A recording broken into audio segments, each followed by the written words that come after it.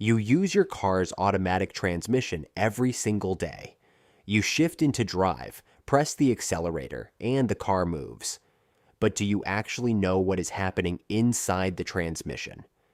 We're going to walk through the entire system from start to finish. Let's start at the very beginning. Everything begins at the engine. The engine spins. That spinning motion is called torque, and torque is what actually moves your car. But here is the problem. The engine only makes usable power in a narrow range of speed. Too slow and it stalls.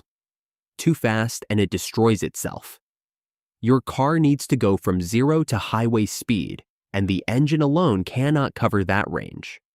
That is the entire reason a transmission exists.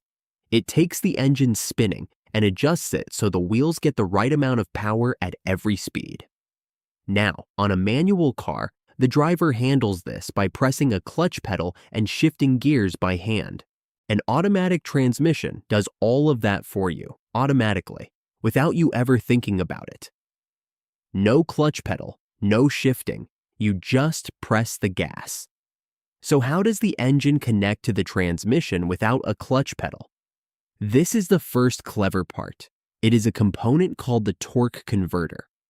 On a manual car, the clutch physically locks the engine to the transmission. But an automatic has no clutch pedal, so it needs a different way to connect and disconnect. The torque converter does this using fluid instead of a solid connection. Here is how it works. Inside the torque converter, there are two fan-like parts facing each other, sitting in a sealed housing full of transmission fluid. One fan spins with the engine. The other fan connects to the transmission. When the engine spins its fan, it throws fluid across the gap and pushes the second fan. That is how the power crosses over, through moving fluid, not metal touching metal. This is why your car can sit still in drive, with your foot on the brake, and not stall. At idle, the engine fan spins slowly, and the fluid is not moving hard enough to force the transmission side to turn.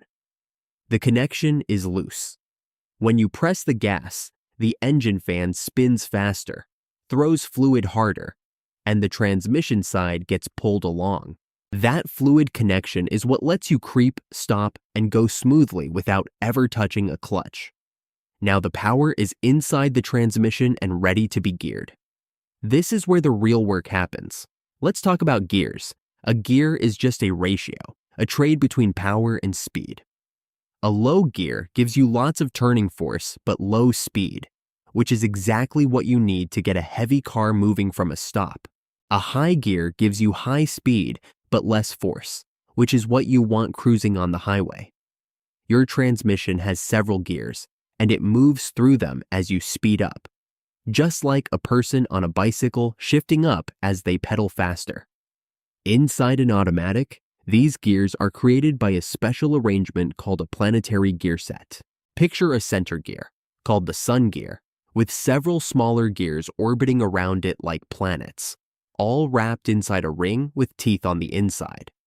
By holding one part still and spinning another, this single compact system can produce every different gear ratio your car needs.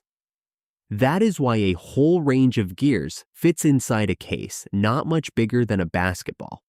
So the gears exist, but something has to decide which gear to use and actually engage it. That job is handled by a set of clutches and bands inside the transmission. These grab and release different parts of the planetary gear set. Hold one part and you get first gear. Release it and hold another and you get second gear. Every gear change you feel is just clutches grabbing one combination and letting go of another, all happening in a fraction of a second. But what tells those clutches when to grab? That brings us to the part that makes an automatic automatic. Let's follow the fluid, because transmission fluid does two jobs at once.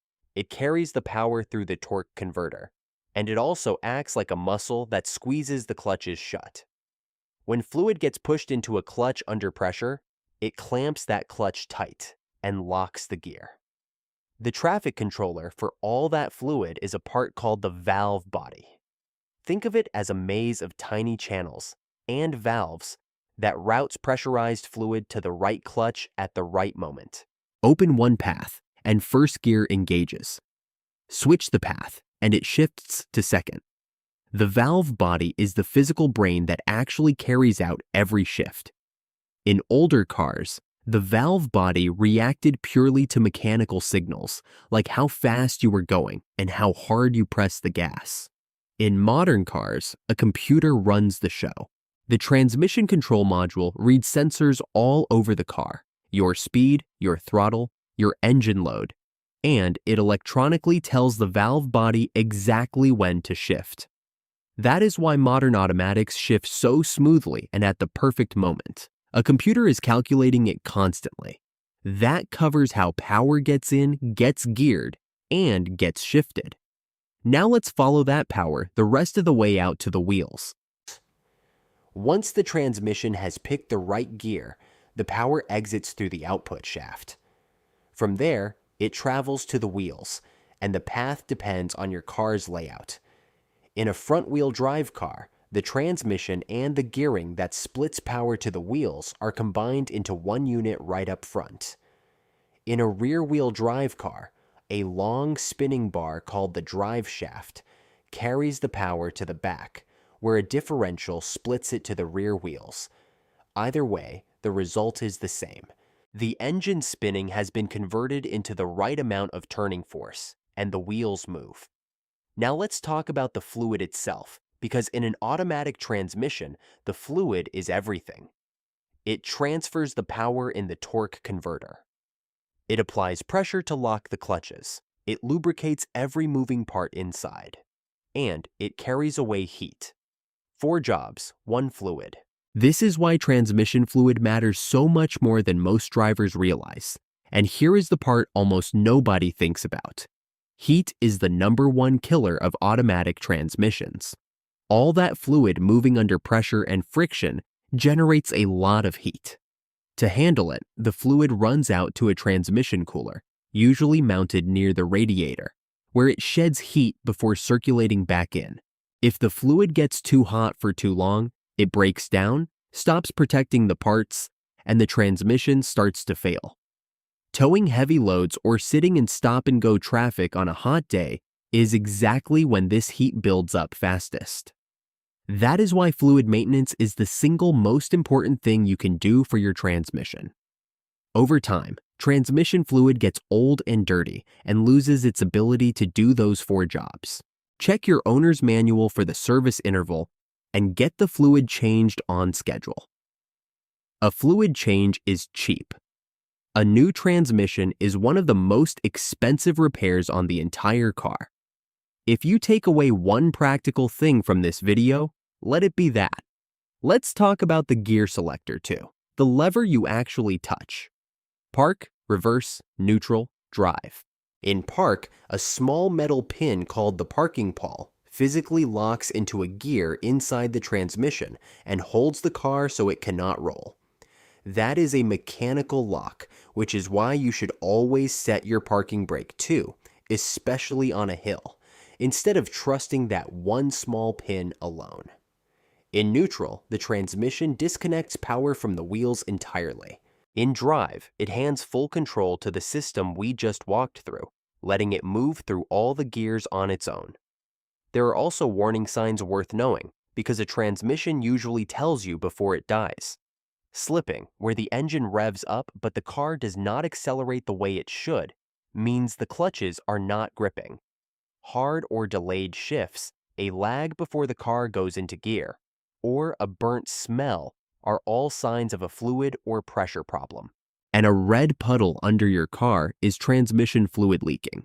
Catch these early and you might save the whole transmission. Ignore them and the damage adds up fast. That is a complete automatic transmission from the spinning engine through the torque converter, into the gears, and out to the wheels, working every single day so you can just press the gas and go. If this helped you understand how your car's transmission actually works, go ahead and subscribe for more car breakdowns. Next, we can break down how a manual transmission works, how your engine makes power, or how the entire drivetrain moves a car from a standstill to highway speed. The more you understand what is happening under the hood, the better decisions you can make as a car owner. Thanks for watching, and we will see you in the next one.